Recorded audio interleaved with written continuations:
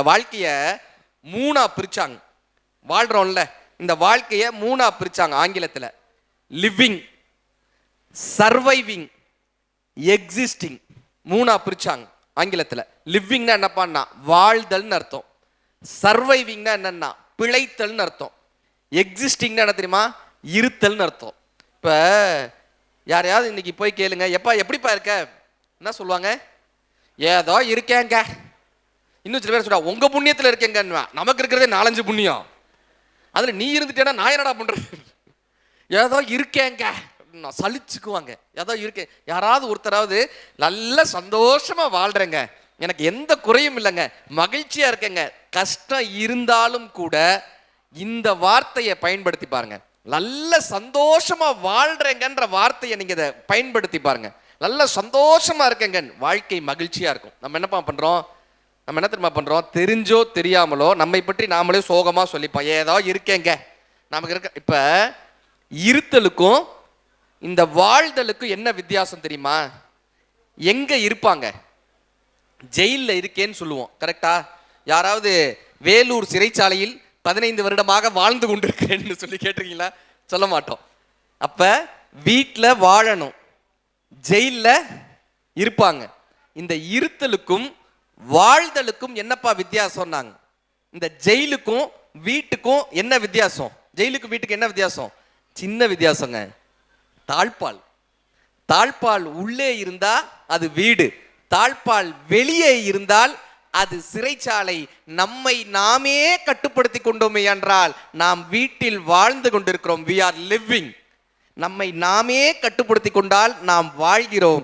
நாம் பிறரால் கட்டுப்படுத்தப்பட்டோமேயானால் நாம் இருந்து கொண்டிருக்கிறோம் அர்த்தம். நம் வாழ்க்கையை வாழக்கூடிய யுக்தியை, நமக்குள் இருக்கக்கூடிய உள் ஒளியை கொடுக்கக்கூடிய யுக்தியை புத்தகங்களால் மட்டுமே தர முடியும் என்ற காரணத்தினால் புத்தகம் புத்தனின் அகமாக இருக்கிறது. ஒருத்தன் பரீட்சையில் உட்காந்து இப்படி எழுதிட்டே இருந்திருக்கான், பிட் அடிச்சிருக்கான். சூப்பர்வைசர் வந்திருக்காரு, என்னடா இது அப்படின்னாரு. நீங்க யாரு அப்படின்னு கேட்டான். மேற்பார்வையாளர் அப்படின்னாரு. மேற்பார்வையாளர்னா மேலே பாரு, ஏன் இங்க பாக்குறாரு? மேடம் கைதட்டி சிரிக்கிறாங்க. புத்தனை பத்தி பேசுற போலாம் சிரிக்கல, ஆனா பரவாயில்ல. அப்படியாக ஒரு சிரிச்சு இப்படி இந்த சபையெல்லாம் பார்க்கறது சந்தோஷம் சார். ஏன்னா இப்படி சிரிக்கிற சபைகள்லாம் நாங்கள் பேசி ரொம்ப நாள் ஆச்சு. சன் டிவியில் இந்த நாள் இனிய நாள்னு ஒரு ஷூட் நடக்கும். கிரீன் மேட் ஸ்டூடியோன்னு அங்கே பார்த்துருக்கீங்களா? அங்கே தான் நடக்கும் ஷூட்டு, கிரீன் மேட் ஸ்டூடியோவில். இந்த பச்சை கலரில் ஒரு ஸ்க்ரீன் போட்டுருவாங்க. இப்படி ஒரு 1 கோடி பேர் இருக்கிற மாதிரி நினச்சிக்கிட்டு நாங்கள் பேசணும். இப்போ கேமராமேன் அண்ணே சிரிச்சாருன்னா அது நல்ல ஜோக்குன்னு அர்த்தம், நல்ல விஷயம்னு. அவர் முறைச்சு பார்த்தாருன்னா பேச்சு நல்லா இல்லைன்னு அர்த்தம். நான் சிலப்பதிகாரம் மணிமேகலைன்னு ப்ரிப்பேர் பண்ணிட்டு போய் அடிக்கிறேன் 1 மணி நேரம், அவர் முறைச்சு பார்க்குறாரு. நான் போய் கேட்டேன், எப்பா நீ சிரிச்சேனா தான் நல்ல ஜோக்கு, நீ கைதட்டினா தான் அது நல்ல விஷயம், நீயும் கைதட்டி இப்படி முறைச்சு பார்த்தேன்னா நான் என்ன நினைக்கிறதுன்னு. அவன் கிட்டக்க வந்து கே பத்தாயே ஆப்கா ஹிந்திக்காரர். நாங்கள் அசர மாட்டோமே, நாங்கள் அப்படியே பேசிட்டு வந்தோம். அப்படி எதுக்காகப்பா உள்வொலி வேணும்னாங்க, எதுக்காகப்பா நம்ம வாழணும்னு கேட்டாங்க. சார், ஒரு 2 தலைமுறைக்கு முன்னால் தந்தை பெரியார் அவர்கள் வாழ்ந்தாரா? சுவாமி கிருபானந்த வாரியார் அவர்கள் வாழ்ந்தாரா?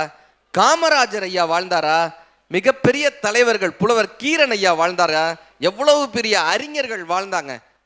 அதே காலகட்டத்தில் நம்ம தாத்தா இருந்தாரா? நம்ம தாத்தாவுடைய அப்பா இருந்தாரா? எத்தனையோ மனிதர்கள் வீட்டில் வெறும் படமாக இருக்கிறார்கள். ஆனால் தன்னை உணர்ந்தவர்கள் மட்டும்தான் இன்றைக்கு வாழ்க்கையில் பாடமாக இருக்கிறார்கள். நாம் படமாக இருக்க வேண்டுமா, அல்லது நமக்கு ஒரு கால் முளைத்து நாம் மற்றவர்களுக்கு பாடமாக மாற வேண்டுமா என்கிற ஒரு முடிவை புத்தகங்கள் மட்டும்தான் நமக்கு தருகிறது. நம் கைகளில் ஒரு புத்தகம் வரும்போது நமக்கு கால்கள் முளைக்கிறது. நாம் படமாகக்கூடிய மனிதர்களை, சாதாரண படமாகக்கூடிய மனிதர்களை பாடமாக மாற்றுவது இந்த புத்தகம் தான். தாகூர், ரவீந்திரநாத் தாகூர், அவர்கிட்ட கேட்குறாங்க, ஐயா நீங்க 80 வயசு வரைக்கும் எழுதிட்டு இருந்தார். தாகூர் 80 வயசு வரைக்கும் எழுதினார். தாகூர்கிட்ட கேட்டாங்க, எங்க 80 வயசுல உட்காந்து எழுதுறீங்களே, ஏன் இவ்வளவு சிரமப்படணும்? தாகூருடைய வார்த்தை என்ன தெரியுமா? நான் துருப்பிடித்து சாவதை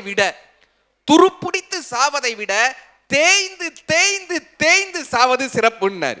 இந்த டெல் வயர்லெஸ் கீபோர்டு மவுஸை காம்போ பேக்காக நான் வாங்கியிருக்கிறேன். சூப்பராக இருக்குது. உங்களுக்கும் வேணும்னா ப்ராடக்ட் லிங்கை கிளிக் பண்ணி வாங்கிக்கோங்க.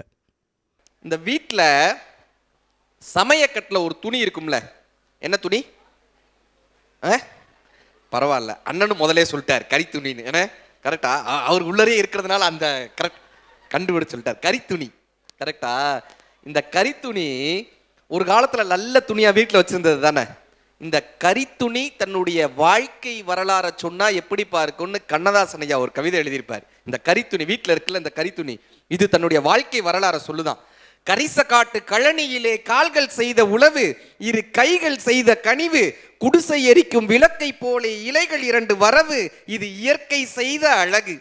பருத்தி என்றொரு செடி வளர்ந்தது பருவ பெண்ணை போலே, அந்த கரிச கழனி மேலே அது சிரித்த அழகில் காய் வடித்தது சின்ன குழந்தை போலே, அந்த வண்ண செடியின் மேலே பருத்தி எடுத்து பிரித்து பார்க்க பஞ்சு குவியல் ஆச்சு, மில்லை நோக்கி பயணம் போச்சு, அதை திருத்தி எடுத்து பார்க்கும்போது சின்ன இலைகள் ஆச்சு, நூல் எனும் பெயர் உண்டாச்சு. அழகு வண்ணம் கலந்து நின்றதில் ஆடை வந்தது மெல்ல, பலர் மானங்காத்து கொல்ல, இடை குலையும் மாதர் உடையில் ஏறி கோல கவிதை சொல்ல, உடல் மூடி மறைத்து கொள்ள. அந்த துணியில் ஒன்று கிழிந்து அடுப்பங்கரைக்கு வந்து, அந்த துணியில் ஒன்று கிழிந்து அடுப்பங்கரைக்கு வந்து, தான் படிக்குது இந்த சிந்து, தன் சொந்தக்காரர் பலரை எண்ணி துடிக்குது மனம் வெந்து, கதை சொல்லுது தன்னை நொந்து. என்னப்பா கதை சொல்லுதுன்னு கேட்டாங்க. வாழும் நாளில் வாழ்ந்த எண்ணெய் காத்த இரும்பு பெட்டி. நல்லா இருக்கிறப்ப மடிச்சு உள்ள வச்சுப்போமா. வாழும் நாளில் வாழ்ந்த எண்ணெய் காத்த இரும்பு பெட்டி, இன்று உதைக்கும் எண்ணெய் எட்டி, நிலை தாழ்ந்த போது மனிதன் கூட உடைந்த பானை சட்டி, யார் உறவு கொள்வார் ஒட்டி. மேனியழகும் காசு பணமும் இருக்கும் வரை லாபம், இழந்த பின்பு பாவம், பின் ஞானியரை போல் பாட வேண்டும் நாய்களுக்கும் கோபம், இது நான் படித்த பாடம்னு கண்ணதாசன் ஐயா முடிச்சிருப்பாரு. நல்லா இருக்கிறப்ப மடிச்சு வச்சுப்போம். ஆனா அதனுடைய நிலை இறங்கிருச்சுன்னா தூக்கி கரித்துணின்னு தூக்கி போட்டுருவோம்ல. நம் வாழ்க்கை கரித்துணியாக மாறாமல் என்றைக்குமே சிறக்க வேண்டும் என்றால், என்றைக்கும் நம் வாழ்க்கையை பாதுகாக்கக்கூடிய ஒரே கருவி இந்த புத்தகம்ன்ற ஒரு காரணத்துக்காக மட்டும்தான் இந்த புத்தக திருவிழாவை இத்தனை தூரம் ஒரு சிறப்பாக நடத்திக்கிட்டே இருக்காங்க. இந்த அவதார் படத்துல ஒரு டிராகன் இருக்கும்ல, பார்த்துருக்கீங்களா அந்த படம்? அவதார் படம். ஒரு டிராகன் இருக்கும், அவங்க முடி பார்த்தா இவ்வளவு பெருசு இருக்குங்க. நம்ம ஊர் பிள்ளைகளுக்குலாம் அவ்வளவு ஆச்சரியம், எப்படா ஆம்பளை பிள்ளைகளுக்கு முதற்கொண்டு அப்படி வளர்ந்துருக்கா, நீங்க தான் அவதாரினியா காஞ்சிபுரத்தின், அவங்க பக்கத்தில் இருக்கிற பிள்ளைய கூப்பிட்டு காட்டுது. பரவாயில்ல. இந்த அவதார் படத்துல ஒரு இந்த இது இருக்கும்ல, முடி இருக்கும்ல, அந்த முடியை எடுத்துட்டு போய் என்ன பண்ணுவாங்க, ஒரு பெரிய வீரனை செலக்ட் பண்ணணும்னா அந்த வீரன் ஒரு மலை மேல ஏறி அவனுக்கான ஒரு டிராகனை தேர்ந்தெடுக்கணும். இந்த காட்சி பார்த்துருக்கீங்களா? அப்ப இந்த முடியை எடுத்துட்டு போய் அந்த டிராகனோட சேர்த்து ஜைலுன்னு ஒன்று பண்ணுவாங்க. ஜைலு அப்படி பண்ணிட்டாக்க 2 அட்டாச் ஆயிடும். அந்த மிருகத்தை இவன் பழக்கப்படுத்திட்டான்னா இவன் தான்ப்பா சிறந்த வீரன்னு. இந்த ஜைலு என்ன பார்த்தோம்னா, ஒரு பெரிய வீரன் என்பவன் தனக்கான டிராகனை தேர்ந்தெடுக்கணும்னு அவதார் படம் கத்து கொடுத்துச்சா, அதே போல் ஒரு சிறந்த மனிதன் என்பவன், சிறந்த வாசிப்பாளன் என்பவன், சிறந்த அறிவாளவன் என்பவன் தன்னுடைய புத்தகம் என்ன, தன்னுடைய எழுத்தாளன் என்ன என்று கண்டுபிடித்து அந்த புத்தகத்தோடு ஒரு ஜைலு, அந்த புத்தகத்தோடு ஒரு பாண்டிங், அந்த எழுத்தாளனோடு ஒரு பாண்டிங், தனக்கான எழுத்தாளன் யார் என்று ஒருவன் கண்டுகொண்டால் அவன் மிகப்பெரிய வீரனாக வர முடியும் என்பதை இந்த புத்தக திருவிழா உங்களை ஒரு அவதாரமாக பெற்றெடுக்க வேண்டும் என்கிற ஒரு பெரிய வேட்கையோடு அமைக்கப்பட்டிருக்கு. ஒரு காலத்துல ஒருத்தருடைய ஃபோக்கஸிங் லெவல், ஒரு விஷயம் இப்படி பேசுறோம்ல, ஃபோக்கஸிங் லெவல் 40 நிமிஷம் இருந்துச்சு. ஒரு விஷயத்தை கவனமா கேட்க முடியும் 40 நிமிஷம். அதனாலதான் ஸ்கூல்ல எல்லாம் பீரியட் எத்தனை நிமிஷம் வச்சிருந்தாங்க? 40 நிமிஷம் வச்சிருந்தாங்க. காலையில ஸ்கூல் பெல் அடிக்கிறப்ப இந்த பயலுக முகத்தை பார்க்கணுமே, இவனுக்கு ஒரு சாவு வரமாட்டேங்குதையா, காலங்காத்தால அடிச்சிடறான், அப்படியே வருவானுங்க. சாயந்தரம் ஸ்கூல் பெல் அடிக்கட்டும் அப்படியே தூக்கி போட்டு போவான். ஏன்டான்னா காலையில ஸ்கூலுக்கு வரும்போது ஒழுக்கமா வரானா, அவனுக்கு ஒரு லட்சியம் இருந்துச்சு ஸ்கூலுக்கு வரணுன்ற. சாயந்தரம் அந்த எதுவுமே கிடையாது, தூக்கி போட்டு வீட்டுக்கு எப்போ வேணாலும் போகலாம். ஆனா இந்த ஃபோக்கஸிங் லெவல் என்னப்பா பண்ணுன்னா, உட்காந்து 40 நிமிஷம் கேட்க வச்சுச்சு. ஒரு விஷயத்த 40 நிமிஷம் கவனமா கேட்டாங்க. நம்ம தாத்தா காலத்துல 40 நிமிஷம் படிக்க முடிஞ்சிச்சு. இன்னைக்கு அந்த 40 நிமிஷம் எவ்வளவு நிமிஷம் ஆயிடுச்சு தெரியுமா? எவ்வளவு நிமிஷம்? ஒரு ஏதாவது யூகம்? 1 நிமிஷம். கரெக்டா சொல்றாங்க. நிறைய ரீல்ஸ் பார்ப்பீங்களோ மேடம்? ஆமா, 1 நிமிஷமா மாறிடுச்சுங்க. அந்த 40 நிமிடம்ன்றது இன்னைக்கு 1 நிமிஷமா மாறிடுச்சு. இந்த 1 நிமிஷத்தையும் நம்மால ஸ்வைப் பண்ணிக்கிட்டே இருக்கானே. எங்க தாத்தா வெத்தலையில சுண்ணாம்பை தடவுற மாதிரி செல்போனை போட்டு தடவுன்னு தடவுறானுங்க. அப்படி இப்படியே வெத்தலையை தடவுற மாதிரி. ஏன்னா அந்த 1 நிமிஷத்தை கூட இன்னைக்கு நம்மளால கவனத்தை சிதறமிக்க முடியலங்க. அந்த 1 நிமிஷத்தை கூட நம்ம கவனத்தை குவிக்க முடியல. கடல் இருக்குல்ல, கடல்ல ஆழத்துல சிற்பி இருக்கும். இந்த சிப்பி கடல் முழுவதும் தண்ணீர் இருந்தாலும் கூட தனக்கான ஒரு துளி தண்ணீருக்காக, இந்த மழை நீருக்காக, தனக்கான ஒரு தண்ணீருக்காக இந்த சிப்பி தவம் இருக்கும். சுத்தி உப்பு நீர் இருந்தாலும் கூட உப்பு நீர் என்னுடைய நீர் அல்ல, எனக்கு மழை நீர் தான் என்னுடைய நீர்னு தவம் இருக்கும். அந்த மழை நீர் ஒரு சொட்டு விழும்போது அந்த சிப்பி அப்படியே அதை திறந்து அதை ஏற்றுக்கொண்டு அந்த சிப்பி தவத்துக்கு போயிடும். பிற்காலத்தில் அந்த ஒரு துளி நீர் தான் முத்தாக வெளியே வரும். அப்படி அத்தனை டிஸ்ட்ராக்ஷனையும் அத்தனை கவனச்சிதறலையும் எவன் ஒருவன் உப்பு நீர் என்று தவிர்த்து விட்டு தனக்கான ஒரு வார்த்தை ஏதாவது ஒரு புத்தகத்தில் கிடைத்து விடாதா, தனக்கான ஒரு வார்த்தை ஏதோ ஒரு பேச்சில் கிடைத்து விடாதா, தனக்கான ஒரு வார்த்தை இந்த எழுத்தாளனின் கைகளில் ஒளிந்து விடாதா என்கிற ஏக்கத்தோடு யார் இருக்கிறார்களோ அவர்களால் தான் எதிர்காலத்திற்கு ஒரு முத்தை தர முடியும் என்கிற ஒரு வேட்கையோடு இந்த முத்தை இந்த புத்தக திருவிழா தந்து விடாதா என்கிற பெரிய கனவோடு இந்த மாவட்ட ஆட்சியர்கள் இந்த திருவிழாவை நடத்தி கொண்டிருக்காங்க. ஒரு பெரிய மகிழ்ச்சி அவங்களுக்கு. மதுரையில் இந்த 10 பாட்டு 8 தொகை சங்க இலக்கிய நூல்கள் தெரியுமா? சங்க இலக்கியங்கள் என்னென்ன? சங்க இலக்கியங்கள் என்னென்ன? ஆமா, முறைச்சு பார்க்குறாங்க. இது என்னையா கேள்வியெல்லாம் கேட்குறியான்? நான் இந்த மாதிரி ஏன் திரும்ப கேட்குறோம், அப்போ தான் நீங்கள் நம்மளை ஃபாலோ பண்ணுறீங்களான்னு அர்த்தம். கரெக்டாக ஒரு மேடையில் போய் கேட்டேன், தமிழ் 3 வகைப்படும். இந்த 3 தமிழ் என்ன பாடினேன்? தமிழ் 3 வகைப்படுமா? என்ன 3 வகை? கரெக்ட். அவன் சொன்னா, நான் போயிட்டு கேட்டது காலேஜில், தமிழ் 3 வகைப்படும் என்னடான்னு. தமிழ் செல்வி, தமிழ் அரசி, தமிழ் அழகின்னா. பரவாயில்ல, ஏதோ நம்ம பேச்ச கேட்கிறானேன்ற ஒரு சந்தோஷத்தோட விட்டுறது. இப்ப சங்க இலக்கியங்கள் 10 பாட்டு 8 தொகை 14 கீழ்கணக்கு நூல்கள் கேள்விப்பட்டிருக்கீங்களா?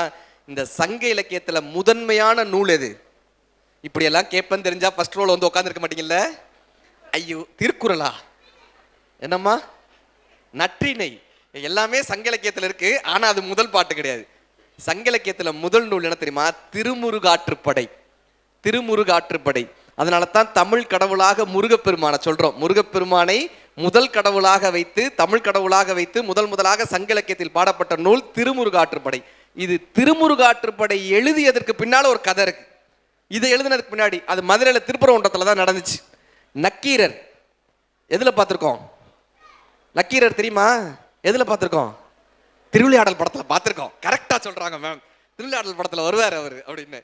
நக்கீரர் அவரு சிவபூஜை பண்ணிட்டு இருந்தாராம். நக்கீரர் இப்படி இடது கையில வச்சு சிவபூஜை பண்ணிட்டு இருந்திருக்காரு. அப்ப பக்கத்துல ஒரு மலையில இருந்து, ஒரு மரத்துல இருந்து ஒரு இலை அப்படியே உதிர்ந்து கீழே விழுகுது. நல்லா கவனிங்க, இலை கீழே விழுகுது. இவர் பூஜை பண்ணிட்டு தான் இருந்தவர். இலை கீழே விழுந்தோனையும் அந்த இலை என்னாச்சு, ஒரு பக்கம் தண்ணீர்ல தண்ணியில விழுது, இன்னொரு பக்கம் நிலத்துல விழுது. ஒரு பகுதி தண்ணிக்குள்ள, ஒரு பகுதி நிலத்துல. இந்த தண்ணிக்குள்ள விழுந்துச்சுல, இது பச்சையா மாறுது. இந்த நிலத்துல விழுந்துச்சுல, அது சிகப்பா மாறுது. இவர் பூஜையை விட்டார். இந்த பச்சை கலரா மாறுது, சிகப்பு கலரா மாறுதுன்னு இதை பார்க்க ஆரம்பிச்சிட்டாரு. இந்த பச்சையா மாறுச்சுல்ல, அது மீனா மாறுச்சு.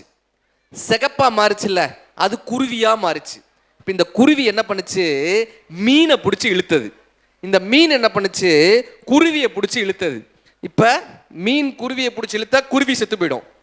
குருவி மீனை பிடிச்சி வெளியே எடுத்துச்சுன்னா மீன் செத்து போயிடும். இவர் எல்லா வேலையும் விட்டுட்டு இதுக்கு ரெண்டு எப்படா சண்டை போடுறதுன்னு பார்த்தாரு. அப்போ ஒரு பூதம் வந்து அவர் பிடிச்சிட்டு போயிடுச்சு. பூதம் பிடிச்சிட்டு போய் ஒரு குகையில் அடைச்சது. அந்த குகையில மொத்தம் 999 பேர் இப்படி இருந்தாங்க. இது இவர மாதிரியே ஒரு 999 முனிவர்கள் இருந்தாங்க. இவர் 1000வது ஆள். இப்போ இந்த 999 பேர் இருந்தாங்களா, அவங்க இவரை பார்த்தாங்க. பூஜை பண்ணிட்டு இருந்தியா? ஆமா. ஒரு இலை விழுந்திருக்குமே? ஆமா. பச்சையா மாறுச்சா? ஆமா. குருவி மீன் இழுத்துச்சா? ஆமா. மீன் குருவி இழுத்துச்சா? ஆமா. பூதம் வந்துச்சா? ஆமா. வெல்கம் டு த குகை, வெல்கம் டு த குகை. இப்ப இது என்ன தெரியுமா, நம்ம வேலையை தான் பார்த்துட்டு இருப்போம். திடீர்னு ஒரு இலை வந்து உழுகுதா, அங்க 2 பேர் சண்டை போட்டுட்டு இருக்கானா, என்னப்பான்னா நம்ம வேலைகள் எல்லாம் விட்டுட்டு யாரோ 2 ஆங்கர் சண்டை போட்டாங்கன்னு உட்காந்து 4 நாள் பார்த்தோமா. இந்த ஆங்கர் இவங்களோட சண்டை போட்டாங்களா, இவரை டைவர்ஸ் பண்ணிட்டாங்களா, இந்த பிக் பாஸ் வீட்டில் இது நடக்குதான்னு நம்ம வேலைகளை விட்டுட்டு இதை பார்த்தோமா. இந்த பூதம் வேற யாரும் இல்லை, இதுதான் அந்த பூதம். இந்த பூதம் என்ன பண்ணுது, இப்படி கவனச்சிதறல நம்மளுடைய வேலையை விட்டுட்டு யார் யாரை டைவர்ஸ் பண்ணாங்க, பிக் பாஸ் வீட்டில் யார் யாரோட சண்டை போட்டாங்க, யாரு எந்த ஆங்கரோட சண்டை போட்டுக்கிட்டு இருந்துச்சு, எங்கேயோ ஏதோ நடக்குது, நம்ம கவனச்சிதறல் நடக்குதா? இந்த கவனச்சிதறல் நடக்கும்போது என்னப்பா ஆகுதுன்னா, இந்த பூதம் அப்படியே பிடிச்சிட்டு வந்து, இந்த சமூக வலைதளம்ன்ற பூதம் அப்படியே பிடிச்சி ஒரு குகையில் அடைச்சதா? இதுதான் அந்த குகை. இந்த செல்போன்ற கொல்லிக்கட்டை தான், இந்த டிவின்ற அந்த ஊடகம் தான் அந்த குகையாக உங்களை கொண்டு போய் அங்கே அடைக்கிறது. இப்ப திருமுருகாற்றுப்படையில நக்கீரர் என்ன தெரியுமா பண்றாரு? இப்ப இந்த குகையில அடைக்கப்பட்டோன்னே 1000 பேர் அடைக்கப்பட்டாங்க. அங்கதான் அவர் திருமுருகாற்றுப்படை எழுதுறாரு. திருமுருகாற்றுப்படை எழுத உடனே வேல் வந்து அந்த 1000 பேரையும் காப்பாற்றியதுன்றது வரலாறு. வேல்ன்றது என்ன தெரியுமா? அறிவுன்னு அர்த்தம். வேல் கூர்மையா இருக்குமா? அகலமா இருக்குமா? ஆழமா இருக்குமா? அறிவு கூர்மையாக, அகலமாக, ஆழமாக எவன் ஒருவனுக்கு அறிவு இருக்கிறதோ அவன் எந்த குகையில் சிக்கிக் கொண்டாலும் அவனால் மீண்டு வர முடியும் என்பதை தமிழ் நூலான திருமுருகாற்றுப்படை நமக்கு காட்டுகிறது. நம்ம வேலையை விட்டுட்டு கவனச்சிதறல்களுக்கு போனோம்னா பூதம் பிடிச்சிட்டு போய் குகையில் அடைச்சிடும்பா. ஆனாலும் அந்த குகையிலிருந்து தப்பிப்பதற்கு அறிவு தேவை. அந்த அறிவை புத்தக திருவிழாக்களால் மட்டுமே கொடுக்க முடியும்ன்றதுனால இந்த புத்தகத்தை படிங்கப்பான்னு அத்தனை பேரும் அவ்வளவு விருப்பத்தோடு கேட்டுகிட்டே இருக்காங்க. புத்தனி நகம் சார், அதுக்கு ஏன்பா புத்தனி நகம்னு பேர் வச்சோன்னா, புத்தனி நகம்னு புத்தர் மட்டும்தான் டிஃப்ரெண்ட்டாக திங்க் பண்ணார். யாகம் வளர்த்து அந்த காலத்தில் அஸ்வமேத யாகம்னு பண்ணுவாங்க. யாகம் வளர்த்து குதிரையை யாகத்தில் போட்டாங்க. இவர் கேட்டார், ஏங்க குதிரையை யாகத்தில் போடுறீங்கன்னு. இல்லை, குதிரையை யாகத்தில் போட்டால் குதிரை சொர்க்கத்துக்கு போயிடும், டைரக்டா சொர்க்கத்துக்கு போயிடும், அதனால குதிரையை யாகத்தில் போடுறோம். புத்தர் கேட்டாரு, நீ குதி, நீயும் டைரக்டா சொர்க்கத்துக்கு போலாம்ல, நீ குதிக்க வேண்டியதானடா, குதிரை சொர்க்கத்துக்கு போகுதுன்னா நீ குதிக்க வேண்டியதானப்பா அப்படின்னாரு. ஒரு வித்தியாசமா ஒரு கேள்வி கேட்கிறாங்கல்ல, எந்த ஒரு விஷயத்தையும் ஆராய்ந்து கேள்வி கேட்கக்கூடிய சிந்தனையை யாரால கொடுக்க முடியும்னா அது புத்தகத்தால் மட்டுமே கொடுக்க முடியும். ஒரு ரசனையை, ஒரு சிந்தனையை யாரால கொடுக்க முடியும்னா, புத்தரினுடைய வாழ்க்கையில் எல்லாமே அழகு, எல்லாமே அழகு. பௌர்ணமி தான் அவருக்கு எல்லாமே. ஞானம் பெற்ற நாள்ல இருந்து மோட்சமடைந்த நாள் எல்லாமே அவருக்கு பௌர்ணமி. இந்த அழகுல இப்ப வானத்தை பார்க்குறோம், நட்சத்திரத்தை பார்க்குறோம், ஒரு ஸ்டாரை பார்க்குறோம். நமக்கு எல்லாருக்கும் தெரிஞ்ச ஒரு ஸ்டார் போயம் என்ன? ஸ்டாரை பத்தி சொல்லணும்னா என்ன சொல்லுவோம்? நல்லா வாசிக்கிறமா, 5வது பாஸ் ஆயிடுவ நீ. ட்விங்கிள் ட்விங்கிள் லிட்டில் ஸ்டார், அவ்வளோதானே. என்னென்ன தெரியும்? Twinkle twinkle little star, how I wonder what you are, up above வாட்ஸ் so the high, like a diamond in the sky. உயரத்தில் பார்க்குற ஒரு வைரம் மாதிரி நீ மின்ற. இவ்வளோதாங்க வெள்ளக்காரன் எழுதுனா, இவ்வளோதாங்க ஒரு நட்சத்திரத்தை பற்றி வெள்ளக்காரங்க இவ்வளோதான் எழுதுனாங்க. இந்த வைரம் போல் இருப்புன்றத வைரமுத்து ஐயா எழுதினார். இந்த நட்சத்திரத்தை பற்றி ஒரு கவிஞர் நம்ம வைரமுத்து ஐயா எழுதினாருங்க ஒரு நட்சத்திரத்தை. பூந்துகில் உடுத்த புதுமதி அழகி நீந்திய தெரியும் நீலப்பட்டில் வைத்து பின்னி தைத்து கொடுத்த தங்கச் சிமிழ்கள், சற்றே தெரித்து சரசரமாக உற்று பார்க்கும் ஒளியின் பூக்கள், சித்திர பூக்கள், செம்பலாயிக்கள், நித்தில வீதியில் நிலவு கண்ணி அறுத்து எரிந்த ஆரப்பரல்கள், திரும்பி சிரித்து தேன்விழி அசைத்து விரும்பி அழைக்கும் வேசியர் கூட்டம். எந்த கண்ணகி எதை உடைத்தாலோ இத்தனை பரல்கள் எப்படி வந்தது? கட்டிலின் மீது காதலியின் அழகை தொட்டு தொட்டு கை தொடும் அழகை காதலி விரும்பி மெய் தொடும் அழுகை பார்த்து தவித்து பலமுறை ஏங்கி வேர்த்து கிடக்கிறதா வெண்ணிலா வானம்? வட்ட நிலவின் வயிற்று பிள்ளைகள், கொட்டி கிடக்கும் கொடியில்லா முல்லைகள், சொர்க்க நாட்டில் சுந்தர மங்கையர் செந்தளிர் குழந்தைகளை செவியோடு அணைத்து தாய்ப்பால் கொடுக்கையில் தவறிய துளிகள், தேங்கிய கடலை சிப்பியை வானம் வாங்கிய பேரெழில் என்றே வியந்தேன், கண்டேன், கண்டதை கண்களில் ஏந்தினேன், எண்ணி பார்த்தேன், எண்ணுவது எப்படி என்னை பார்த்தேன்னு நட்சத்திரத்தை பத்தி எழுதியிருப்பார். இதை ஒரு கவிதை புத்தகம் தானே நமக்கு கடத்தி கொடுக்கும். இங்க இத்தனை பெண்கள் வந்திருக்கீங்க, அதுவும் தோழியர்களோடு வந்திருக்கீங்க.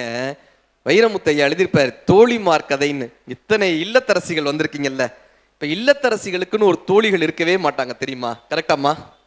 இவங்களுக்கு யாரு ஃப்ரெண்டா இருப்பாங்கன்னா, இல்லத்தரசிகளுடைய ஃப்ரெண்டு யாரா இருப்பாங்கன்னா, தன்னுடைய கணவனின் அவரோட வேலை பார்க்கிறவங்களுடைய மனைவி இவங்களுக்கு தோழியா இருப்பாங்க.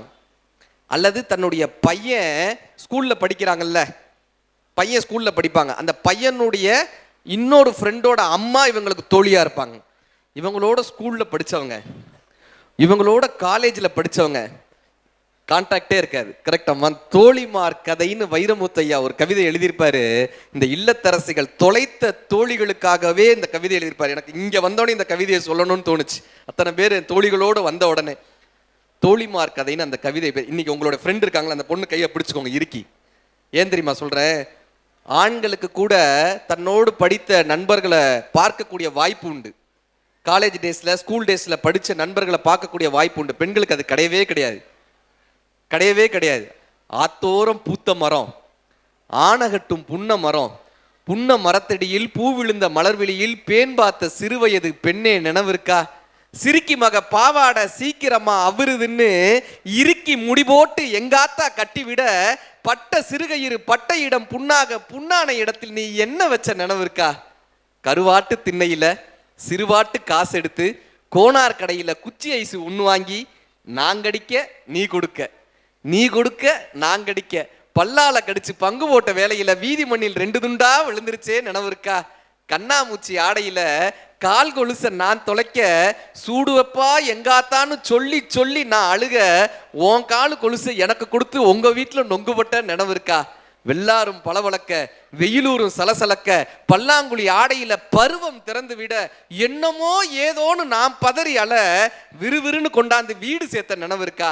ஒன்னா வளர்ந்தோம், ஒரு தட்டில் சோறு உண்ணோம், பிரியாதிருக்க பெரு வழி ஒன்று யோசிச்சோம். ஒரு புருஷன் கட்டி ஒரு வீட்டில் குடியிருந்து சக்களத்தியாய் வாழ சம்மதிச்சோம் நினைவிருக்கா? ஆடு கனவு கண்டா அருவா அறியாது, புழுவெல்லாம் கனவு கண்டா கொழுவுக்கு தெரியாது. எப்படியோ பிரிவானோ, இடி விழுந்த ஓடானோ, வரட்டூர் தாண்டி வாக்கப்பட்டு நீ போக, வெள்ளாறு தாண்டி வாக்கப்பட்டு நான் போக, ஏன் புருஷன் ஏன் பொழப்பு ஏன் புள்ள என்னோட, ஓம் புருஷன் ஓம் பொழப்பு ஓம் புள்ள உன்னோட. நாளும் கடந்துருச்சு, நிறையும் விழுந்துருச்சு, வயிற்றுல வளர்ந்த கொடி வயசுக்கு வந்துருச்சு. ஆத்தோரம் பூத்த மரம், ஆனகட்டும் புன்ன மரம், போன வருஷம் புயல் காத்துல வேரோட சரிஞ்சிருச்சுன்னு அந்த கவிதையை முடிச்சிருப்பேன். இந்த வழியை ஒரு புத்தகம் என்னப்பான்னா வெறும் ஒரு அழகியலை மட்டும் சொல்வதானா, ஒரு ஆணுக்கு பெண்ணினுடைய வாழ்க்கை என்னன்னே தெரியாது, அந்த வழி என்னன்னே தெரியாது. அல்லது ஒரு பொருளாதாரத்தில் உயர்ந்தவர்களுக்கு பொருளாதாரத்தில் கீழ் இருப்பவர்களுடைய வாழ்க்கை போராட்டம் என்னன்னே தெரியாது. ஒருவரினுடைய வாழ்க்கையை நமக்கு படம் பிடித்து காட்டக்கூடிய மிகப்பெரிய ஒரு விஷயம் என்னப்பான்னா இந்த புத்தகம் மட்டும்தான் இருக்க முடியும். அதுக்கு அழகா சொன்னாங்க. புத்தர்கிட்ட போய் ஒருத்தர் கேட்டிருக்காரு, சாமி எங்க அப்பா இறந்து போயிட்டாரு, எங்க அப்பா இறந்து போயிட்டாரு, அவர் உலகத்தை அவ்வளவு அழிச்சாட்டியம் பண்ணவர், அவ்வளவு அழிச்சாட்டியம் பண்ணவர். எங்க விருதுல நிறைய சம்பிரதாயங்கள்லாம் சொன்னாங்க, நான் எல்லாம் பண்ணிட்டேன், ஆனாலும் அவர் சொர்க்கத்துக்கு போவாரான்னு எனக்கு தெரியல. நீங்க நிறைய பூஜைகள்லாம் சொல்றீங்கன்றாங்க. அவருக்கு என்ன நடந்தா என்ன? ஐயா நீங்க போயிட்டு வாங்க, நீங்க போயிட்டு வாங்க நல்லா. இங்க நம்ம ஒருத்தர் புத்தரை பத்தி பேசினா என்ன, சித்தரை பத்தி பேசினா என்ன, நம்ம போய் சேர எடுத்துருவோம் அப்படின்றாரு. அவர் போய் கேட்டார், ஏன் சாமி நீங்க எங்க அப்பா போய் சேர்ந்துட்டாரு, நீங்க நிறைய பூஜையெல்லாம் செய்யறதா சொல்றாங்க, எங்க அப்பா சொர்க்கத்துக்கு போனாரா இல்லையான்னு தெரியல, நீங்க நிறைய பூஜை செய்றீங்களாமே, செஞ்சு எங்க அப்பாவை சொர்க்கத்துக்கு அனுப்ப முடியுமான்னு கேட்டார். இப்ப புத்தர் சொன்னாரு, நாளைக்கு நீ வரும்போது 2 சட்டி, 2 வெண்ணெய் கட்டி, 2 கல்லு, ஒரு குச்சி எல்லாம் எடுத்துட்டு வந்துட்டார். இந்த பூஜை பொருள் மாதிரி அவன் எழுதி வச்சுக்கிட்டான். மறுநாள் வந்து புத்தர்கிட்ட, சாமி எல்லாம் கொண்டு வந்துட்டேன். இப்போ அவர் சொன்னாரு, அந்த வெண்ணெய் கட்டி எடுத்து பானையில போடு, கல்லை எடுத்து பானையில போடு, எல்லாத்தையும் தூக்கி தண்ணியில போடு. அவன் அப்படியே செஞ்சான். இப்போ ஒரு குச்சி எடுத்து அதை உடனார், பானையை உடைச்சான், வெண்ணெய் மிதந்துச்சு, கல்லு கீழே போச்சு. இப்போ இவர் சொன்னாரு, நான் சொல்ற மந்திரத்தை அப்படியே சொல்லு, வெண்ணையே கீழே போ, கல்லே மேலே வா, வெண்ணையே கீழே போ, கல்லே. அவன் சொன்னா, எப்படிங்க அது நடக்கும், வெண்ணெய் எப்படிங்க உள்ளார போகும், கல் எப்படிங்க மேலே வரும், நடக்காதேங்க அப்படின்னா. அவர் சொன்னாரு, வெண்ணெய் உள்ள போகாது கல்லு மேலே வராதுன்னு தெரிஞ்ச உனக்கு அயோக்கியத்தனம் மட்டும் பண்ண உங்க அப்பா சொர்க்கத்துக்கு போக மாட்டாருன்னு தெரிய வேணாமாடான்னாரு. இதை யாருப்பா கற்றுக் கொடுக்க முடியும்னா ஒரு குரு தான் கற்றுக் கொடுக்க முடியும். நம்ம வாழ்க்கையில செய்யக்கூடிய சின்ன சின்ன தவறுகளை திருத்தக்கூடிய மிகப்பெரிய ஒரு குரு யாருப்பான்னா, ஒரு பெரிய குரு யாருப்பான்னா புத்தகம் தான். சார் புத்தரை பத்தி இவ்வளவு சொன்னோம்ல, புத்தர் தோர்த்த இடம் ஒண்ணு இருக்கு தெரியுமா? புத்தர் தோல்வி அடைந்த இடம். பின்னாடி அவர் ஞானம் பெற்ற பின்னாடி தன்னுடைய மனைவியை பார்க்க போறார். யசோதரா, அவங்க மனைவியினுடைய பேர் யசோதரா. தன்னுடைய மனைவியை பார்க்க போறார். அந்த யசோதரா கேட்குறாங்க, ஏன்பா நீ பாட்டு நடு ராத்திரி என்னை தனியா விட்டுட்டு, ராகுலன்ற நம்ம பையனை விட்டுட்டு, இந்த பெரிய ராஜ்யத்தை விட்டுட்டு, அரசவையை விட்டுட்டு, வயதான உன்னுடைய அப்பாவை விட்டுட்டு, எல்லாரையும் விட்டுட்டு நீ பாட்டு கிளம்பி போயிட்டியே, கணவன் இல்லாத ஒரு பெண்ணினுடைய நிலைமை என்ன தெரியுமா?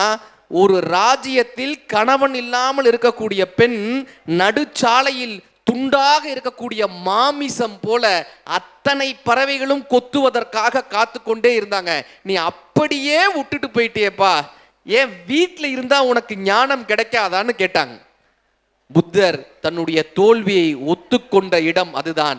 எனக்கு வீட்டில் இருந்திருந்தாலும் ஞானம் கிடைத்திருக்கும், எனக்கு அப்போது அது தெரியவில்லைன்னார். இன்றைக்கு வீட்டை அத்தனை போராட்டங்களோடு வளர்த்து கொண்டிருக்கக்கூடிய ஒவ்வொரு தாய்மார்களும், அத்தனை சிக்கல்களையும் தாங்கி கொண்டிருக்கக்கூடிய ஒவ்வொரு இல்லத்தரசிகளும், அத்தனை குழந்தைகளையும் அடுத்த தலைமுறையை வளர்த்து கொண்டிருக்கக்கூடிய குடும்ப தலைவிகளும் 1000 புத்தர்களுக்கு சமம். 1000 புத்தர்களுக்கு சமம். பாரதியை கொண்டாடுறோமே, செல்லம்மா பாரதி பட்ட வேதனை நமக்கு தெரியுமா? செல்லம்மா பாரதி சொல்றாங்க, இவரை சமாளிக்கவே முடியாதுங்க பாரதிய. அவரு ஒரு மிருக காட்சி சாலைக்கு போயிருக்காரு. சிங்கத்தை கூண்டுல அடைச்சி வச்சிருக்காங்க. நம்மால் என்ன பண்ணிருக்காரு, கையை உள்ள விட்டு சிங்கத்தை பிடிச்சி இழுத்து, அதோட வாழை பிடிச்சி இழுத்து, நீ காட்டுக்கு ராஜா, நான் பாட்டுக்கு ராஜா, வார் 2 பேரும் கை கொடுக்குவோன்னு இருக்காரு. செல்லம்மா பாரதி எழுதுறாங்க, நான் அப்பொழுது இறைவனிடம் வேண்டிக் கொண்டேன், அந்த சிங்கத்திற்காவது நல்ல புத்தியை கொடு இறைவான்னு நான் இறைவனிடம் வேண்டிக் கொண்டேன். நாங்க பாரதியை கொண்டாடுறோம் சார். அந்த செல்லம்மா பாரதி பட்ட வேதனை யாருக்கு தெரியும்? மகாத்மா காந்தி இருந்தார், கொள்கைக்காக நாட்டுக்காக இருந்தார். ஆனால் மகாத்மா காந்தியினுடைய மனைவியாக இருந்த கஸ்தூரிபாய் அம்மையாரினுடைய வேதனை யாருக்கு தெரியும்? அவர்கள் இழந்த வாழ்க்கை யாருக்கு தெரியும்? இன்னைக்கு இல்லத்தரசிகள் அத்தனை பேரும் என்ன பண்ணா, இந்த வெளியே வரக்கூடிய தோசையை மட்டும்தான் நம்ம பார்க்கிறோம். இந்த தோசை கல் ஒன்று இருக்கும் தெரியுமா? அத்தனை சூட்டையும் தாங்கி கொண்டிருக்கக்கூடிய தியாகிகளாக இன்றைய இல்லத்தரசிகள் இருக்காங்க. இதை நாமுத்துக்குமார் ஒன்றில் எழுதியிருப்பார், தூர்னு ஒரு கவிதை. இந்த வழியை இந்த கவிதைகளால் மட்டும்தான் கடத்த முடியும். தூர்னு ஒரு கவிதை.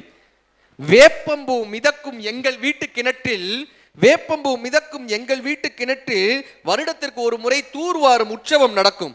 குச்சி, கரண்டி, ராட்டினம், வேலைக்காரி திருடியதாய் நினைத்த வெள்ளி டம்பளர், ஆள் கிணற்றுக்குள் அப்பா இறங்க இறங்க அதிசயங்கள் மேலே வரும்.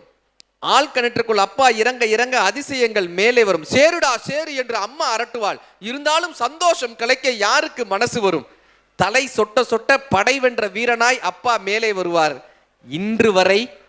இன்று வரை அம்மா சுவற்றுக்கு பின்னால் இருந்துதான் அப்பாவோடு பேசுகிறார். அப்பாவும் மறந்தே போனார், தன் மனதுக்குள் தூர் எடுக்கன்னு முடிச்சிருந்தாங்க. இந்த குடும்பத்துல எவ்வளவோ சாதித்த மனிதர்களாக நம்ம இருப்போம். ஆனால் குடும்பத்திற்குள்ள சார் ஒன்றும் ஒரு 60ஆம் கல்யாணம், காரைக்குடியில் 60ஆம் கல்யாணம் பேச போயிருந்தேன். அந்த ஐயாவுக்கு ஒரு 70 வயசு இருக்கும், அந்த பாட்டிக்கு ஒரு 60 வயசு. அந்த பாட்டிகிட்ட கேட்டேன், என் பாட்டி கிட்டத்தட்ட நீங்கள் ஒரு 40 வருஷம் குடும்பம் நடத்திருப்பீங்கல்ல? ஆமாம், உங்கள் குடும்ப வாழ்க்கையை பற்றி சொல்லுங்களேன்னு. அது இப்படியே பார்த்துச்சு, அப்படின்ட்டு போயிடுச்சு. அந்த 40 வருஷம் குடும்ப வாழ்க்கை இருக்கு, 40 வருஷம் வாழ்க்கை இருக்கு. இந்த வாழ்த்துறை சொல்றவங்கலாம் சொல்லுவாங்க, ராமரும் சீதையும் போல் வாழ்க, கோவலனும் கண்ணையும் போல் வாழ்க, வள்ளுவரும் வாசியும். அவங்க வீட்டில் என்ன சண்டை வந்துச்சுன்னு நமக்கு தெரியாது. ஆனால் யாராவது ஒருத்தராவது என்னையும் என் மனைவியும் போல் வாழ்கன்னு வாழ்த்திருக்காங்களான்னா சத்தியமா கிடையாது. இன்னைக்கு சொல்லிட்டு போறேங்க, men are from Mars, women are from வீனஸ்னே ஒரு புத்தகம் இருக்கு, இங்க நீங்க படிச்சு பாருங்க. அதுல சொல்றாங்க, பெண்கள் வெள்ளி கிரகத்திலிருந்து வந்தவங்க, ஆண்கள் செவ்வாய் கிரகத்திலிருந்து வந்தவங்க. ஒரு ஆணை ஒரு பெண்ணால் புரிஞ்சுக்கவே முடியாது, ஒரு பெண்ணை ஒரு ஆணால் புரிஞ்சுக்கவே முடியாது. அப்ப என்னப்பா புரிஞ்சுக்கணும்னு கேட்டான். புரிஞ்சுக்கவே முடியாதுன்றத புரிஞ்சுக்கிட்டோம்னா வாழ்க்கை சக்சஸுங்க. புரிஞ்சுக்கவே முடியாதுன்றத புரிஞ்சுக்கணும். இப்ப வள்ளுவர் வகுத்தாரு, இந்த கணவனுக்கும் மனைவிக்கும் இடையிலான உறவு எப்படிப்பட்ட உறவாக பாருங்க. அம்மா இருமி இருமி சிரிக்கிறாங்க. அனுபவம். அதாவது ஒரு அம்மா மரண படுக்கையில் இருந்திருக்கு. வீட்டுக்காரரை கூப்பிட்டுச்சு, ஏங்க நான் கல்யாணமாகி வந்தப்போ ஒரு பெட்டி எடுத்துட்டு வந்தேன்ல, நான் கூட உங்ககிட்ட சொன்னேன் அந்த பெட்டியை திறக்கப்படாதுன்னு சொன்னேன், நீங்களும் திறக்கல. ஜென்டில் மேனா இருந்தீங்க, 45 வருஷம் குடும்பம் நடத்திருக்கோம், ஜென்டில் மேனா நீங்க ஒரு தடவை கூட திறக்கல, இப்போ அதை திறங்கன்னுச்சு. இவர் வேகமா போய் அந்த பெட்டியை திறந்தார். உள்ளர 2 பொம்மை இருந்துச்சு. என்னம்மா அது வயர் பொம்மை 2 இருக்கு, இது என்னன்னு கேட்டாரு. இல்லை நான் கல்யாணமாகி வர்றப்ப எங்க அம்மா சொன்னாங்க, நீ வீட்டுக்காரரை திட்டப்படாது, ஏதாவது கோவம் இருந்துச்சுன்னா ஒரு வயர் பொம்மை செஞ்சு அதை திட்டுனாங்க, அதனால நான் இதை எடுத்துட்டு வந்தேன், இதை செஞ்சு பழகினேன். அவருக்கு ரொம்ப ஆச்சரியம். ஏன்னா இந்த கல்யாணமான 40 வருஷத்துல 2 தடவை தான் என் மேல கோவப்பட்டிருக்கியான்னு. அந்த அம்மா சொன்னாங்க, அப்படிலாம் இல்லை, பக்கத்தில் ஒரு கவர் இருக்கு பாருங்க, அந்த கவரை திறந்து பார்த்தா 10 லட்ச ரூபா பணம் இருந்துச்சு. நான் வயர் பொம்மை செஞ்சு செஞ்சு வித்துருவேன், ஒரு நாளைக்கு 15 பொம்மை விற்பேன், இன்னைக்கு 10 லட்சம் ரூபா வந்திருக்கு, எடுத்து செலவுக்கு வச்சுக்க. இன்னைக்கு அதனாலதான் ஜெயகாந்தன் கேட்டாரு, நாம் எல்லாம் வாழ்கிறோம், ஆனால் வாழ்கிறோமா? ஆனால் வாழ்கிறோமா? ஒவ்வொருவரும் 2 வகையான வாழ்க்கையை வாழ்கிறார்கள். ஒன்று அவர்கள் வாழ நினைத்த வாழ்க்கை, இன்னொன்று அவர்கள் வாழ்கின்ற வாழ்க்கை. அவர்கள் வாழ்கின்ற வாழ்க்கைன்னு முடிச்சிருப்பார். இவன் தோட்டத்தில் புல்லும் இருக்கிறது, பனியும் இருக்கிறது, பனித்துளி செய்ய தெரியவில்லை. இவன் வானத்தில் வெயிலும் இருக்கிறது, மழையும் இருக்கிறது, வானவில் செய்ய தெரியவில்லை. இவன் கடலில் அலையும் இருக்கிறது, நுரையும் இருக்கிறது, கடந்து போக தெரியவில்லை. இவன் வாழ்க்கையில் இன்பமும் இருக்கிறது, துன்பமும் இருக்கிறது, வாழத்தான் தெரியவில்லைன்னு நாமுத்துக்குமார் சொல்லியிருப்பார். சார், இந்த பப்ளிஷருடைய வார்த்தையிலேயே சொல்லணும்னா இன்னொரு 2-3 விஷயம் சொல்லி முடிச்சிடுறேன். பப்ளிஷருடைய வார்த்தையிலேயே சொல்லணும்னா, 2ஆம் பதிப்பு இல்லை என்று தெரிந்தும், 2ஆம் பதிப்பு இல்லை, ஒரே ஒரு வாழ்க்கை தானே, 2ஆம் பதிப்பு இல்லை என்று தெரிந்தும் எத்தனை தவறுகளை இந்த வாழ்க்கையில் செய்து கொண்டே இருக்கும். மகாபாரதத்தில் ஒரு அருமையான காட்சி வரும். யக்ஷன் ஒரு அரக்கன் தர்மன்ட்ட கேட்பார், எப்ப இந்த உலகத்துல ஆச்சரியமான விஷயம் எதுப்பான்னார். ஆச்சரியம் எதுப்பான்? தர்மனுடைய பதில் என்ன தெரியுமா? தன்னோடு இருக்கக்கூடிய சக மனிதன் இறப்பதை பார்த்த பின்பும் தான் மட்டும் நிலையானவன் என்று மனிதன் நினைக்கிறானே, அதுதான் இந்த உலகத்தில் ஆச்சரியம்ன்றார். நம்ம தான்ப்பா நிலையானவர்கள் நம்ம நினச்சிக்கிட்டே இருக்கோம்ல. ஒரு பெரிய பணக்காரர் நடந்து வந்தார், மழை பெஞ்சிச்சு. பக்கத்தில் இருக்கிற வீட்டில் கேட்டார், எங்க மழை பெய்யுதுன்னு, அந்த செருப்பை இங்கே போட்டுக்கிட்டுமான்னார். நல்லா போட்டுக்கங்க ஐயா, உங்களுடைய செருப்பு எங்கள் வீட்டில் இருக்கிறது ரொம்ப ரொம்ப பெருமை, செருப்பை இங்கே போட்டுக்கங்க.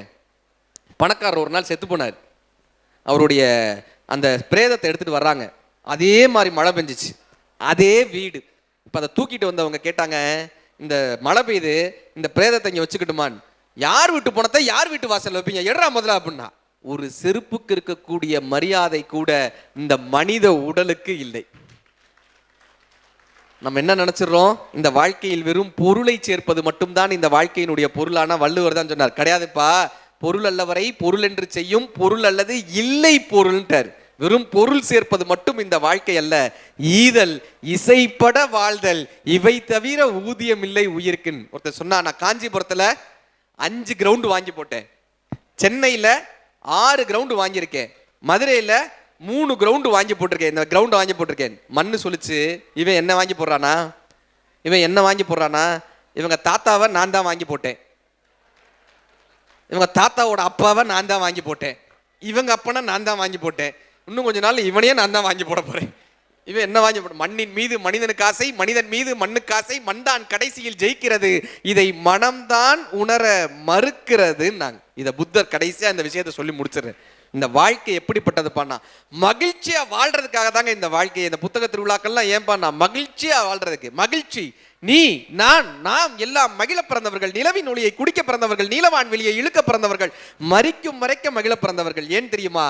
ஒரு ஆணின் பெண்ணின் மகிழ்ச்சியில் பிறந்தவர்கள். மகிழ்ச்சியிலேயே அலைகள் கொண்டு ஜலரந்தம் பாடுமா கடல், இடிகள் கொண்டு தம்பட்டம் தட்டுமா வானம், வீட்டிற்கு திரும்பி வருமா வெளியூர் சென்ற காற்று, உதிர்ந்து உதிர்ந்து இலைகள் உதிர்ந்து நலிந்து நலிந்து வெயிலில் நலிந்து அளந்து அளந்து கொழுந்து எழுந்து சித்திரை மாதம் தாவர வர்க்கம் முத்திரை காட்டி முகிழ்ப்பதெல்லாம் மகிழ்ச்சி மகிழ்ச்சி மகிழ்ச்சின்னு வைரமுத்தையா.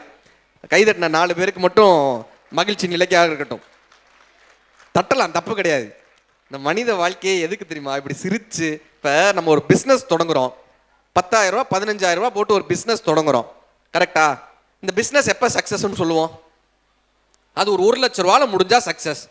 பிறக்கும் போது ஒரு குழந்தை அவ்வளவு சிரிச்சுக்கிட்டே பிறக்கும் சார். அதை சிரிக்க வைக்கிறதுக்கு நீங்கள் எதுவுமே பண்ண வேணாம். ஒரு கிளுகிழப்பை எடுத்துகிட்டு போய் இப்படி ஆட்டினீங்கன்னா விழுந்து விழுந்து சிரிக்குமா? அதே கிளுகிழப்பை எடுத்துகிட்டு போய் ஒரு 80 வயசு தாத்தா முன்னாடி இப்படி ஆட்டுங்க, டப்புன்னு அடிப்பார். ஏன்டா என்னை பார்த்தா எப்படா தெரியுது? இப்போ 80 வயசுக்கு முன்னாடி அதே கிளுகிழப்பைக்கு சிரிச்சவர் தானே அவர், சிரிச்சவர் தானே அவர். நாளாக நாளாக என்ன பண்ணுறோம், நான் எவ்வளோ பெரிய பதவியில் இருக்கேன்னு தெரியுமா, எனக்கு எவ்வளவு பணம் இருக்கு தெரியுமா, நான் எவ்வளவு பெரிய ஆள் தெரியுமான்னு ஆணவம் வர வர என்னப்பா ஆகுதுன்னா மனிதன் சிரிப்பையே தொலைச்சிடுறோங்க. வாழ்க்கையை சிரிப்போடு தொடங்கி துக்கத்தோட முடிச்சோன்னா நம்ம வாழ்க்கைன்ற வியாபாரம் நஷ்டமான வியாபாரம் ஆயிடுமே. உலகத்திலேயே இந்த மனித வாழ்க்கை எப்படிப்பட்டதுப்பான் புத்தர்கிட்ட போய் ஒரு அம்மா சொல்றாங்க. கடைசியா இந்த கதையோட புத்தர் கதையை முடிச்சிருவோம். ஒரு அம்மா போய் கேட்டாங்க, ஐயா என்னுடைய மகன் இறந்துட்டான், அவனை உங்களால பிழைக்க வச்சு கொடுக்க முடியுமா? மீண்டும் உயிர் வர வைக்க முடியுமான்னு புத்தர் சொன்னாரு. எல்லாரும் கேட்ட கதை. எந்த வீட்டுல மரணமே நிகழலையோ அந்த வீட்டுல ஒரு கடுகு வாங்கிட்டு வர சொன்னார். இந்த அம்மா ஒவ்வொரு வீடா போய் கேட்கிறாங்க.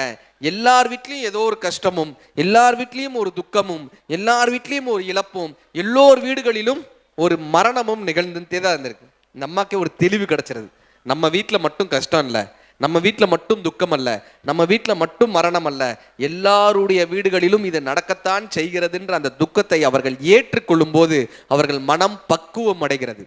Happiness is the by product of acceptance. நமக்கு ஒரு விஷயம் நடக்கிறப்ப அக்செப்ட் பண்ணிக்கிட்டோம்னா சந்தோஷம் ஆயிடுவோம் sir. Sorrow is the by product of rejection. இப்போ நீங்க காலையில கார் எடுக்கிறீங்க, லெஃப்ட் ஹேண்ட் சைடில் ஒருத்தர் வந்து உங்க மிரரை தட்டிட்டு போயிடுறான், கோவம் வருமா வராதா? பயங்கரமா கோவம் வரல. அறிவு கடை நீ எல்லாம் ஏன்டா ரோட்ல திட்டுவோமா? சில பேர் சார் கார் ஓட்டுறப்ப தான் அழகான செந்தமிழ் பூரா அவங்க வாயிலிருந்து வரும். பின்னாடி இருக்கிற சொந்தக்காரங்கெல்லாம் ஆச்சரியத்தோட பார்ப்பாங்க, இவனாடா இப்படி பேசுறது அப்படின்னு. இப்ப நீங்க காலையில இன்னைக்கு ஒரு ஃபார்முலா சொல்லி கொடுத்துட்டு போறேன். நீங்க காரை எடுக்கும் போதே இன்னைக்கு ஒரு 10 பேர் நம்மளை அடிப்பாம்பா, 10 பேர் நம்ம காரை உடப்பாம்பா, ஒரு நம்பிக்கையோட எடுங்களேன். 4 பேர் தான் இடிச்சுட்டு போயிருக்கான்னா 6 லாபம். சாயந்தரம் தூங்கும் போது 6 லாபம்பா. இன்னைக்கு என் வீட்டுக்காரி என்கிட்ட ஒரு 15 வாட்டி என்னை திட்டுவா, ஒரு 30 வாட்டி என்னை குறை சொல்லுவா. ஏதாவது ஒரு வகையில் நம்ம அவகிட்ட திட்டுவாங்கன்ற ஒரு மனப்பான்மையோட இருங்க. 25 வாட்டி தான் திட்டு வாங்கியிருக்கோம்னு வச்சுக்கோங்களேன், 5 லாபம். நீங்க தூங்க போறப்ப சொல்லலாம், நீ 5 மிஸ் பண்ணிட்ட தெரியுமா அப்படின்லாம். அப்ப அக்செப்ட் பண்ணிக்கணும். எப்ப தெரியுமா நம்ம கஷ்டம் வருது? ரிஜெக்ட் பண்ணிக்கிட்டே இருக்கோம். இந்த மனித வாழ்க்கையில நடக்கக்கூடிய விஷயங்களை ரிஜெக்ட் பண்ணிக்கிட்டே இருக்கும்போது நம்ம கஷ்டமா இருக்கு. ஒரு கோயிலுக்கு போறோம், 1.5 மணி நேரம் நிக்க வைக்கிறாங்கன்னா கஷ்டமா இருக்குல்ல கியூல. ஆனா நீங்க போகும்போதே இன்னைக்கு எப்படியும் கியூல 2.5 மணி நேரம் நிப்போன்னு ஒரு படத்தை டவுன்லோட் பண்ணிட்டு போயிடுங்க. படம் பார்த்த மாதிரி ஆயிடும், கியூல நின்ன மாதிரி ஆயிடும். அக்செப்ட் பண்ணிக்கிறோம்ல, கரெக்டா? ஒரு விஷயத்தை அக்செப்ட் பண்ணிக்கும் போது ஹாப்பினஸ் வந்துடும் சார். ஒரு விஷயத்தை ரிஜெக்ட் பண்ணும்போது அந்த கஷ்டம் இருந்துகிட்டே இருக்கும். மனித வாழ்க்கை எப்படிப்பட்டதுப்பான்னு பட்டினத்தார் ஒரு பாட்டு எழுதியிருப்பாரு. இந்த பாட்டோட முடிச்சிரு, அடுத்த பேச்சாளர்கள் வந்துட்டாங்க. ஒரு மட மாதும் ஒருவனும் ஆகி இன்ப சுகம் தரும் அன்பு பொருந்தி. இது வரைக்கும் நீங்க பேச்ச கேட்கலனாலும் இந்த ஒரு பாட்டை கேட்டுருங்க. பட்டினத்தாருடைய மிக முக்கியமான பாடல். உலக லிட்ரேச்சர்ல இப்படி ஒரு பாட்டு கிடையாது. உடற்கூற்று வர்ணம்னு இந்த பாட்டு பேரு. ஒரு மட மாதும் ஒருவனும் ஆகி இன்ப சுகம் தரும் அன்பு பொருந்தி உணர்வு கலந்து ஒழுகிய விந்து ஊரு சுரோனிதம் மீது கலந்து பனியிலோர் பாதி சிறுதுளி மாது பண்டியில் வந்து புகுந்து திரண்டு பதுமடர் கமடம் இதுவென்றாகி. தாமரை மாதிரி வருமா? பதுமடர் கமடம் இதுவென்றாகி பார்வை மெய் வாய் செவி கால் கைகள் என்றே உருவமுமாகி உயிர் வளர் மாதம் 9 ஒன்றும் நிறைந்த மடந்தை உதர மகன்று புவியில் விழுந்து யோகமும் வாரமும் நாளும் அறிந்து. குழந்தை பிறந்தவன் என்னப்பா பண்ணுவானா? ஜாதகம் பார்ப்பாங்களாம். யோகமும் வாரமும் நாளும் அறிந்து மங்கையர் சேனை தாரணை ஆடை மடமையில் கொங்கை அமுது உண்டு. தாய்ப்பால் குடிச்சோனையும் மடமையில் கொங்கை அமுது உண்டு ஓரறிவு ஈரறிவு ஆகியே வளர்ந்து. தாய்ப்பால் குடிச்சோன்னு ஓரறிவு ஈரறிவு ஆயிருமா? ஓரறிவு ஈரறிவு ஆகியே வளர்ந்து ஒளிநகை ஊரல் இதழ் மடவாக உவந்து முகந்திட வந்து தவழ்ந்து மடியில் இருந்து வாயிறு போயென நாமம் விளம்பி உரைமணி ஆடை அரைமணி ஆட. டவுசர் நிக்காதான். உரைமணி ஆடை அரைமணி ஆட உண்பவர் தின்பவர் தங்களோடு உண்டு தெருவினில் இருந்து புழுதி அடைந்து தேடிய பாலரோடு கூடி நடந்து 5 வயதாகி விளையாடியே. 5 வயசு ஆயிடுமா? இந்த 5 வயசான என்னப்பா பண்ணுவாங்கன்னா ஸ்கூல்ல சேர்த்துருவோமா? உயர்தரு ஞான குரு உபதேச முத்தமிழின் கரைகளும் கரை கண்டு வளர்பிறை என்றே பலரும் விளம்ப வாழ் 16 பிரயாயம் வந்து. 16 வயசு ஆயிடுமா? இந்த 16 வயசானா என்னப்பா பண்ணுவாங்கன்னா, இந்த இடத்துல பட்டினாதாருக்கு நீங்க கைதட்டலாம். 16 வயசானா என்னப்பா பண்ணுவான்னா மயிர் மூடி கோதி அப்படி முடி அப்படி ஸ்டைல் பண்ணிப்பானா. மயிர் மூடி கோதி 60 நீல வண்டமர் தந்தொடை கொண்ட புனைந்து மணிப்பொன் விளக்கு பணியும் அணிந்து. இப்படி ஒரு காப்பு போட்டுப்பாங்களாம். மணிப்பொன் விளக்கு பணியும் அணிந்து மாதகர் போதகர் கூடி வணங்க மதன சுரூபன் இவன் என மோக மங்கையர் கண்டு மருண்டு திரண்டு விரிவிழி கொண்டு சுழிய எரிந்து மாமையில் போல் அவள் போவது கண்டு. பொண்ணை பார்க்க ஆரம்பிச்சிருவானா. மாமையில் போல் அவள் போவது கண்டு மனது பொறாமல் அவள் பின்னால் சென்று மங்கள செங்கல சந்திகள் கொங்கை மருவ மயங்கி இதழமுதுண்டு தேடிய மாமுதல் சேர வழங்கி. காசை கொண்டு போய் கொடுத்துருவானா. தேடிய மாமுதல் சேர வழங்கி ஒரு முதலாக முதுபொருளாக தேடிய தனங்களை வம்பில் இழந்து, காசை பூரா வம்பில் இழந்து மதன வதன சொரூபம் இதுவென்று வாலிப கோலமும் வேறு பிரிந்து வளமையும் மாறி இளமையும் மாறி வன்பல் விழுந்து இரு கண்கள் இரண்டு வயது முதிர்ந்து செவிதிமிர் வந்து வாயறியாது விடாது மொழிந்து துயில் வரும் நேரம் இருமல் பொறாமல் தொண்டையும் நெஞ்சமும் உலர்ந்து தவின்று தினமும் அலைந்து வருவதும் போவதும் ஒரு முதுகூன் மந்தி எனும்படி குந்தி நடந்து மதியும் இழந்து செவிதிமிர் வந்து கலியுகம் மீதினில் இவர் மரியாதை கண்டவர் நெஞ்சம். இவர் யார் தெரியுமாப்பா? எவ்வளோ பெரிய அதிகாரியா இருந்தவர் தெரியுமாப்பா? எவ்வளோ பெரிய பணக்காரராக இருந்தவர் தெரியுமாப்பான்னு நம்ம பார்த்துருப்போம்ல. கலியுக மீதினில் இவர் மரியாதை கண்டவர் நெஞ்சம் சஞ்சலம் மிஞ்ச கலகலவென்று மலசலம் வந்து கால்வழி மேல்வழி சேர நடந்து தெளிவுமின்றி உரைதடு மாறி சிந்தையும் நெஞ்சமும் உலர்ந்து தவின்று தினமும் அலைந்து தேரினல் ஆதரவு எதுவென நொந்து மறையவன் வேதம் எழுதியவாறு வந்தது கண்டம் என்று தெளிந்து இனியன கண்டம் இனியன தொந்தம் மேதினி வாழ்வு நிலாதினி என்று கடன்முறை பேசும் என உரை நாவும் தங்கி விழுந்து, கடைசி காலத்துல நாக்கு இழுத்துக்கும், தங்கி விழுந்து கையால் மொழிந்து, ஏதாவது வேணும்னா அப்படிதான் சொல்லணும், கையால் மொழிந்து கடைவாய் கஞ்சி ஒளியிட வந்து பூதமும் நாளும் சுவாசமும் நின்று நெஞ்சு தடுமாறி வரும் நேரமே. ஹார்ட் அட்டாக் வந்துருமா? நெஞ்சு தடுமா. அப்ப யாருப்பா வருவாங்கன்னா நெஞ்சு தடுமாறி வரும் நேரமே உச்சடையும் சிறு குஞ்சமும் மிஞ்ச மதகம் இரண்ட வடிவம் இளங்க மாமலை போல் எம தூதர்கள் வந்து வளைகூடு வீசி உயிர்கூடு போக மைந்தன் வந்து குனிந்து நொந்து மடியில் இருந்து மனைவி புலம்ப மாழ்கினரே இவர் காலம் என்று பழையனர் காணும் என்பர் அருகிலார் பஞ்சு பறந்தது என்பர் பந்தர் இடுமென வந்து பறையிடை முந்தி பிணம் வேக விசாரியும் என்று ஏவும் சிலர் பனித்துகில் துஞ்சக கலபம் அணிந்து பாவமே செய்து நாரும் இந்த உடலை வரிசை கெடாமல் எடுமென ஓடி மைந்தர் வந்து குனிந்து சுமந்து கடுகி நடந்து சுடலை அடைந்து மானிட வாழ்வு இதுவென நொந்து விறகிடை மூடி அனல் கொடு போக வெந்து விழுந்து தணிந்து நாணங்கள் உருகி எலும்புகள் கருகி ஒரு பிடி நீரும் இல்லாத உடம்பை நம்பும் அடியேனை இனி வாழ்த்து மேனு பட்டினத்தார் எழுதியிருப்பார். ஒரு துளி நீரில் ஆரம்பிக்கக்கூடிய இந்த மனித வாழ்க்கை ஒரு பிடி நீராக முடியக்கூடிய இந்த வாழ்க்கை எப்பப்பா அர்த்தமுள்ள வாழ்க்கையாக மாறும்னா நம்முடைய அறிவை வளர்த்து கொண்டு நம் குடும்பத்திற்கும் இந்த சமூகத்திற்கும் அறிவால் நாம் பயன்படும் போது நாம் இந்த சமூகத்திற்கு பயன்படக்கூடிய மனிதர்களாக மாறுகிறோம். இந்த படிக்க தவறிய புத்தகம், நாம் படிக்க தவறிய புத்தகம் அப்பா, படிக்க விரும்பும் புத்தகம் அம்மா, படிக்க புரியாத புத்தகம் மனைவி, படிக்க புரியாத புத்தகம் மனைவி, கைதட்டல் பூரா பலமா இருக்கு அந்த பக்கம். படிக்க தவறிய புத்தகம் அப்பா, படிக்க விரும்பும் புத்தகம் அம்மா, படிக்க புரியாத புத்தகம் மனைவி, படித்தால் பிடித்து போகும் புத்தகம் குழந்தை, தொலைக்கக்கூடாத புத்தகம் வாழ்க்கை. தொலைக்கக்கூடாத புத்தகம். இந்த அர்த்தமற்ற வாழ்க்கையை அர்த்தமுள்ள வாழ்க்கையாக புத்தகங்களால் மட்டுமே உருவாக்க முடியும். அத்தனை அன்பர்களுக்கும் மனமார்ந்த நன்றிகளையும் பாராட்டுகளையும் சொல்லி உங்களிடமிருந்து விடைபெறுவது மதுரை ராமகிருஷ்ணன்.